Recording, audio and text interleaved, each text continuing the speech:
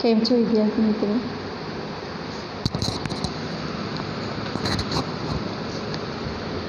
હું છું Saida teacher, standard 10th, subject Gujarati, second language, lesson number 12, ઝબક ઝ્યો.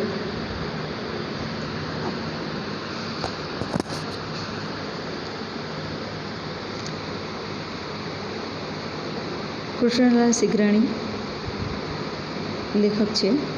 એમનો જન્મ તારીખ 16/9/1911, અવસાન તારીખ 23/7/1960. કૃષ્ણલાલ જેઠાલાલ સિગરાણીનો જન્મ ભાવનગર જિલ્લાના ઉમરાળા ગામે થયો હતો.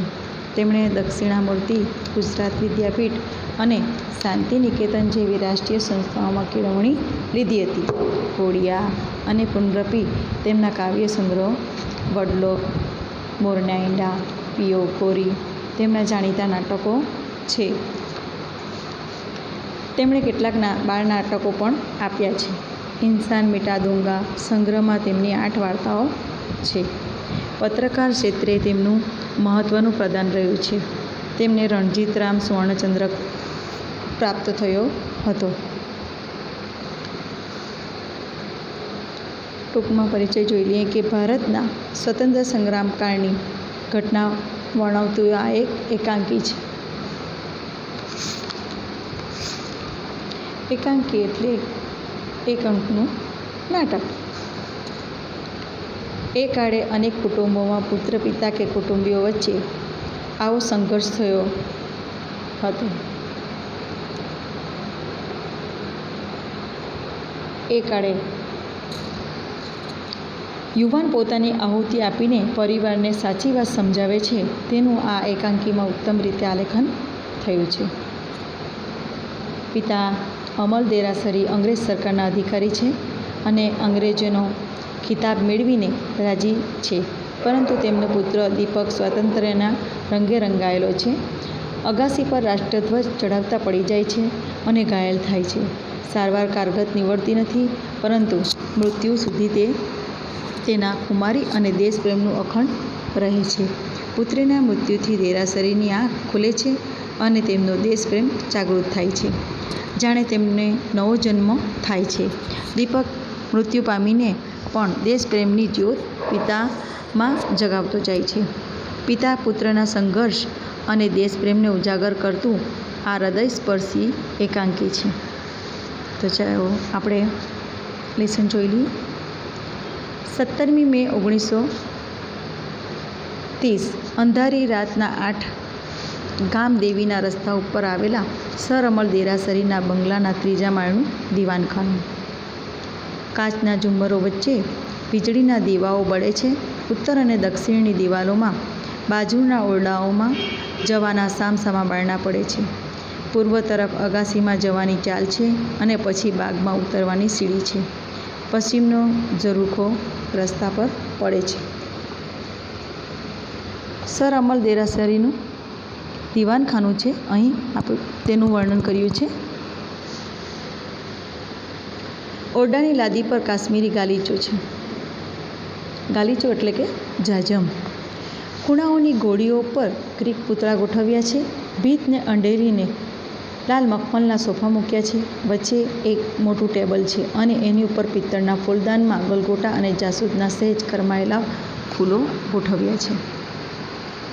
દીવાનખાનાને કેવી રીતે સુશોભિત કર્યું છે, શું શું અંદર મૂકવામાં આવ્યું છે તે બતાવવામાં આવ્યું છે.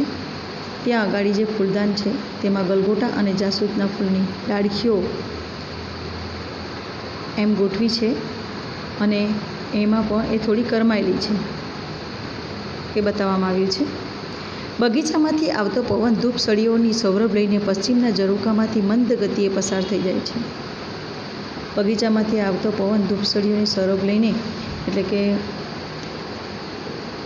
ધૂપસળીઓ એટલે અગરબત્તી, સૌરભ એટલે સુગંધ, એ મંદ ગતિએ ઝરૂખામાંથી ધીમી ગતિએ આવે છે. એટલે કે ઓરડામાં સુગંધ આવી રહી છે. દિવાલ ઉપરના ગવર્નરો અને વાઇસરોયોની છબીઓ છે. વાઇસરોયની એટલે કે અંગ્રેજ અધિકારીઓના ફોટા, છબીઓ એટલે કે ફોટાઓ લગાવેલા છે. પશ્ચિમની દિવાલમાં ઊંચે મહારાણી વિક્ટોરિયાનો ઝભ્ભો ઉપાડીને ચાલતા રાજાઓનું મોટું તૈલચિત્ર છે. વિદ્યાર્થી મિત્રો, અહીં તમે રાણી વિક્ટોરિયાના ચિત્રો જોયા હશે તો તમને ખ્યાલ આવશે કે પાછળથી એ લાંબુ હોય છે, એ ઉપાડીને ચાલે એવું ચિત્ર અહીં લગાવેલું છે.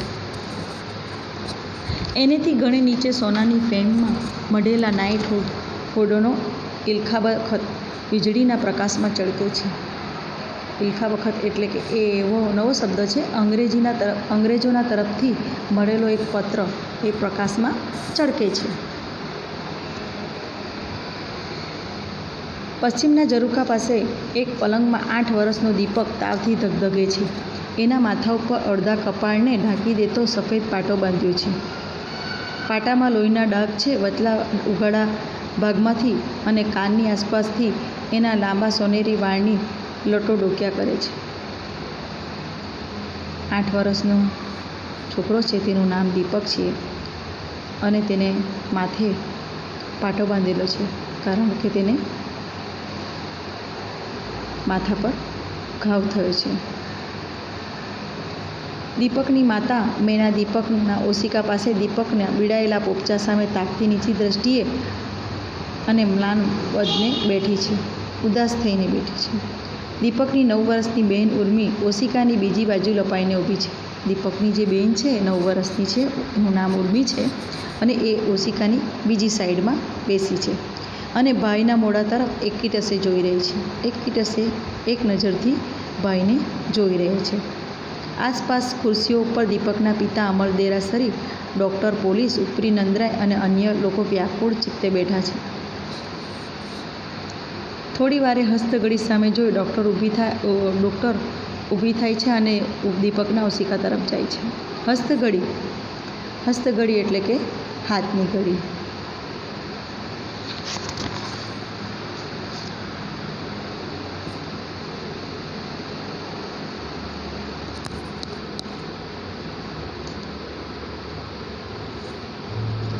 સૌની આંખો ડૉક્ટર સામે મંડાઈ. તાવ તો વધતો જ જાય છે. ડૉક્ટરના મોં ઉપર ઉચાટ દેખાય છે. સરમલ સૂકા અવાજે, કેટલો? ડૉક્ટર 4. સૌ ચમકી 4. સૌ ચમકી જાય છે એકદમથી. 104 એમ. ડૉક્ટર હા, બરફ મૂકવાની જરૂર છે પણ માથાનો ઘાવ બહુ ઊંડો છે એટલે મૂકાય પણ કેમ?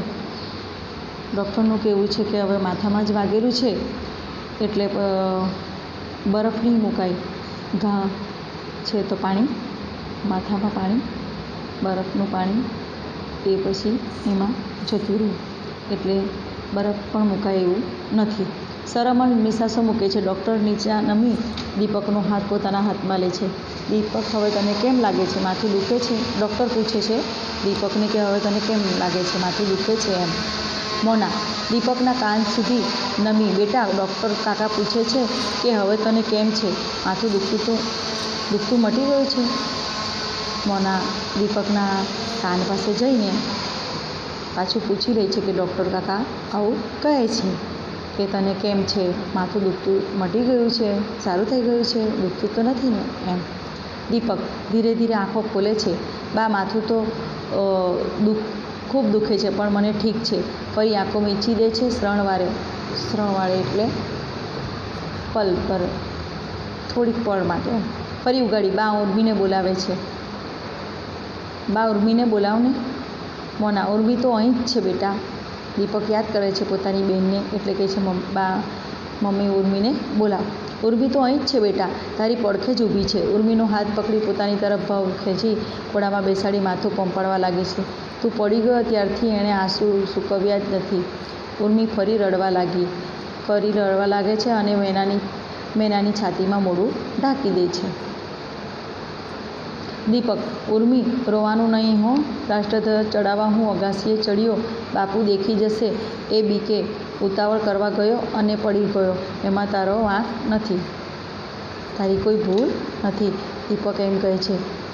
એની બહેન ઉર્મી રડે છે ત્યારે દીપક આ રીતે એને વાત કરે છે કે તારી કોઈ ભૂલ નથી. સરમલ, રાષ્ટ્રધ્વજને વિસરી ઘડી જંપી જા. દીપક, થોડી વાર માટે વિસરી જા એટલે કે ભૂલી જા રાષ્ટ્રધ્વજને. એ રીતે સરમલ દીપકના પિતાજી દીપકને કહે છે.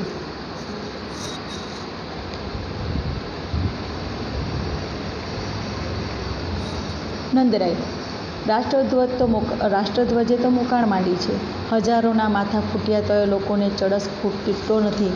નેતાઓ તો બધા જેલમાં બેસી બગાસા ખાય છે અને આવા હૈયા ફૂટાઓ હોમાય છે.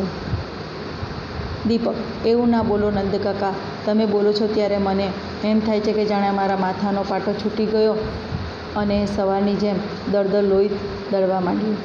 દીપકને વધારે રાષ્ટ્ર પ્રત્યે પ્રેમ છે અને જ્યારે એ રીતે કોઈ બોલે છે ત્યારે એને દુઃખ થાય છે.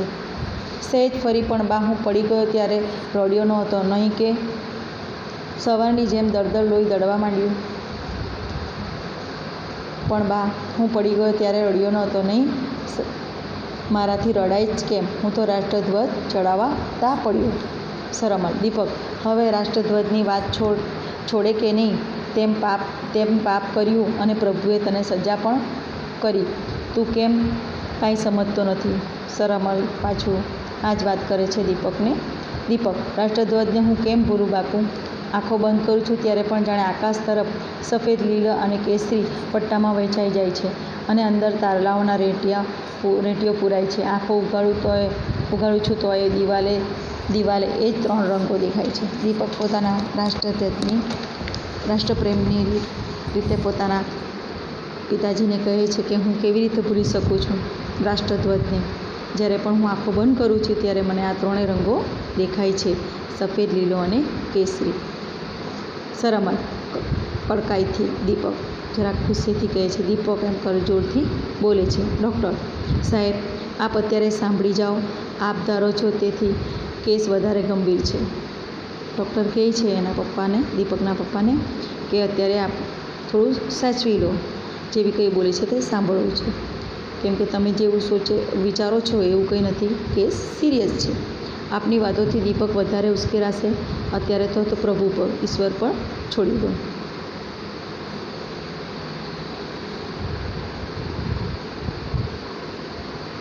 મેના આંખોના આંસુ લૂંટતી, બેટા 2 ઘડીએ સૂઈ જાને. પછી થોડી વાર માટે સૂઈ જાઓ. દીપક, બા, મારા શિક્ષક કહેતા કે કોરિયામાં મારા જેવા હજારો બાળકો એ વાવટા માટે પ્રાણ આપ્યા હતા. દીપક પોતાની બાને વાત કરે છે કે એમના શિક્ષક દીપકના જે હતા તે કોરિયામાં હજારો બાળકોએ વાવટા એટલે કે ઝંડાના માટે, રાષ્ટ્રધ્વજના માટે પ્રાણ આપ્યા હતા. એમના પિતાઓ એમને યાદ કરી ગૌરવ લેતા. તોય બાપુ કેમ મારી ઉપર ચીડાય છે? મેના પાટા ઉપર હળવો હાથ ફેરવી, બેટા સૂઈ જાને. માથે હાથ ફેરવે છે અને કહે છે કે દીપકને કે સૂઈ જા. દીપક વાચાળ થતો જાય છે, આંખ વધારે ગહન બનતી જાય છે. ઉર્મી, બપોરે બા જરા સૂઈ ગઈ ત્યારે તું આવીને મને કહી ગઈ કે બાપુ આપણા રામાને સુંદરને મારીને પૂરી દીધો છે. એને છોડ્યો કે નહીં? ઉર્મીનો હાથ પકડે છે. કેમ બોલતી નથી? દીપક પોતાની બહેનને પૂછે છે આ રીતે. ઉર્મી ધીમે સાદે, બીકથી, ધીમે અવાજે અને ડરથી. બાપુએ હજી એને છોડ્યો નથી. કહે છે કે બાપુએ તો હજી એને છોડ્યો નથી. વળી બાપુ તો કહેતા હતા કે હવે રામાને અહીંથી રજા આપવી પડશે. એ સાંભળ્યું છે ત્યારથી સુંદરની મા અને રામો રડ્યા જ કરે છે. દીપક અસ્વસ્થ થઈ આંખો મીચી દે છે. એની બીડેલા પોપચામાંથી આંસુ દળે છે. બાપુ એવું શા માટે કરો છો? મને એ નથી ગમતું. એમાં સુંદરનો વાંક હતો જ નહીં. એ તો વાવટો લેવા નહોતો જતો. મેં એની સાથે અબોલા લેવાની વાત કરી એટલે ડરતો ગયો. ત્યાર પછી પણ એણે તો કેટલીય વાર મને ના જ પાડી.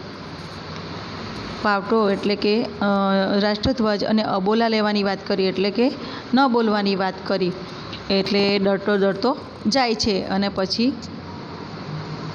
કેટલીય વારે એમણે ના પણ પાડી પછી જાય છે. એમાં એનો વાંક નથી. એટલે પછી એમ કહે છે કે ભાઈ એની કોઈ ભૂલ નથી. બાપુ એને છોડી દો, રામાને રાખી લો. એના પિતાજીને કહે છે કે એને રાખી લો, નહીં તો હું એ હિબકા ભરી રડવા લાગે છે. સર અમલ ગળગળા થઈને દીપકના ઓશિકા પાસે જાય છે અને માથે હાથ મૂકે છે. બેટા તું કહીશ એમ કરીશ, પણ હમણાં તું સૂઈ જા. દીપક બાપુ તમે મારી પાસે જ બેસો ને. અને તું એ ઉર્મી અને બા તને ઊંઘ આવે તો એ ઉઠીશ નહીં હો. આજે તમે સૌ મારી પાસે જ રહેજો, પાસે જ હો.